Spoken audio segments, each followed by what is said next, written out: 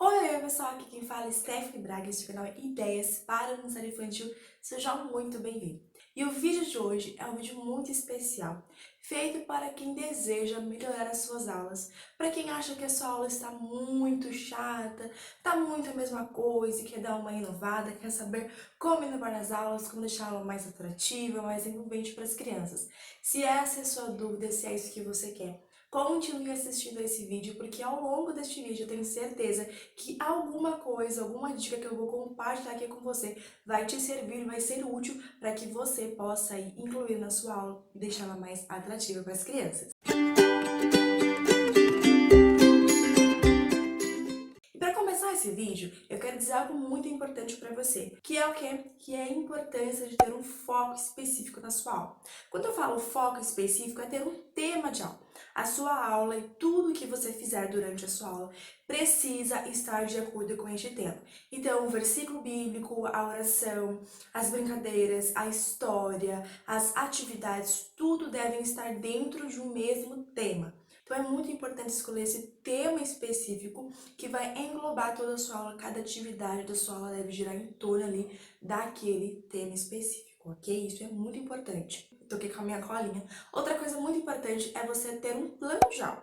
O plano de aula, eu já falei aqui que é muito importante para você, porque no plano de aula você vai desenhar a sua estratégia de aula. Então, se você já tem um tema específico, quando você faz um plano de aula, você faz um plano de ação para poder colocar e ensinar aquele tema para as crianças. Então, se o tema é oração, então todo o enredo é baseado no tema, que é oração. E no plano de aula você vai desenvolver o que você vai fazer em cada etapa da sua aula. O que você vai fazer na oração, quem vai orar, como vai orar, qual história vai contar, que recurso vai ser utilizado, qual louvor vai ser utilizado, como eu vou memorizar o versículo, como eu vou fazer aquilo, como eu vou fazer assim, tá bom? Tudo isso você desenvolve no plano de aula para executar na sua aula. Isso é muito importante também para te preparar para a sua aula.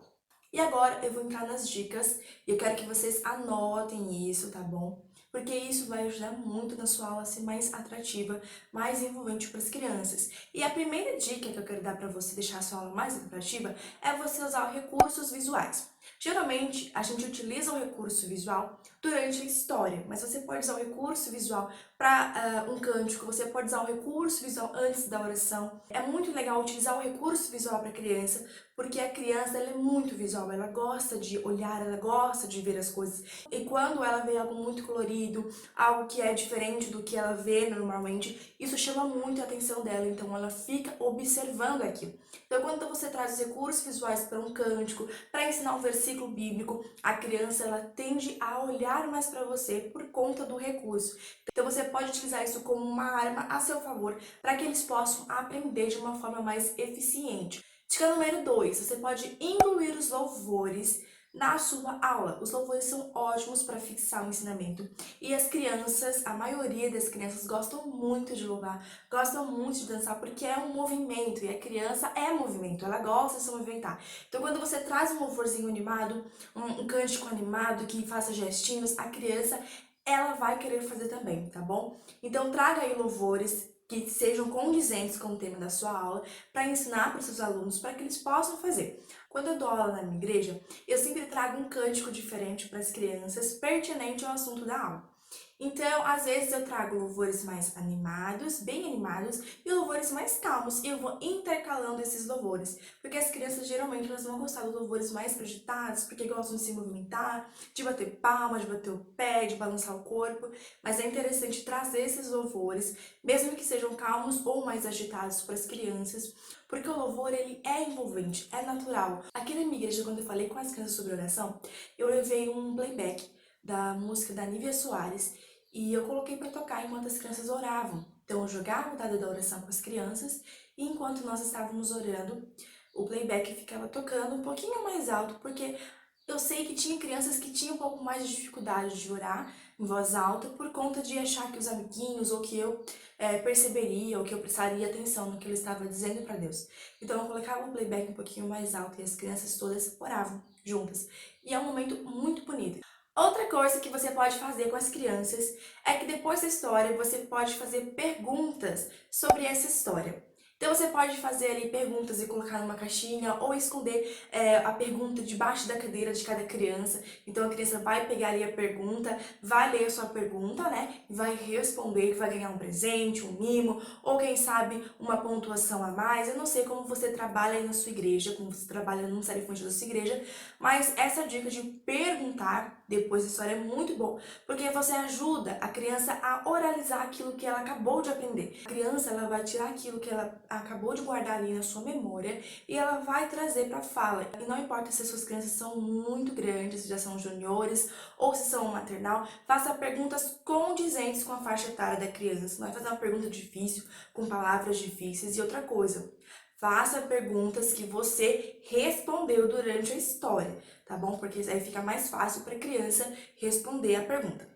Outra coisa também que é muito legal e eu gosto muito de fazer com as crianças é você fazer um mini teatro depois da história bíblica. Então você contou ali uma história bíblica, por exemplo, Davi e Golias, a cura de Naamã. Precisa ser histórias que sejam fáceis de ser encenadas com as crianças. Então você vai pedir para as crianças para eles participarem de um teatro. E aí cada criança vai ter um personagem específico. Então, você, depois da história, contou a história e vai escolher ali alguns personagens em você e as crianças vão dramatizar aquela história. É muito legal porque a criança, ela começa a viver aquela história. Então, ela está ali no personagem, ela presta atenção em tudo, ela está participando daquilo. Então, consequentemente, depois que você conta a história e você faz o teatro, é muito legal para fixar a história na cabecinha e no coração daquela criança. E é muito legal você fazer isso. É claro, levando em conta que você não pode fazer isso sempre. Então, esporadicamente, um domingo sim, 3 nãos, você vai trazendo ali um teatrinho que a criança possa fazer depois da história. É muito importante fazer o teatrinho depois da contação de história, porque a criança, ela já absorveu a história e agora ela vai representar aquela história, ela vai colocar vida a mais naquela história. É muito legal e a criança aprende muito mesmo. Outra coisa que pode deixar a sua aula mais atrativa, mais envolvente para as crianças é a brincadeira. Eu sempre falo aqui, eu sempre bato nessa tecla, falando que a linguagem nata da criança é o brincar e a gente precisa fazer o uso dessa linguagem também para ensinar as coisas para as crianças sobre Deus.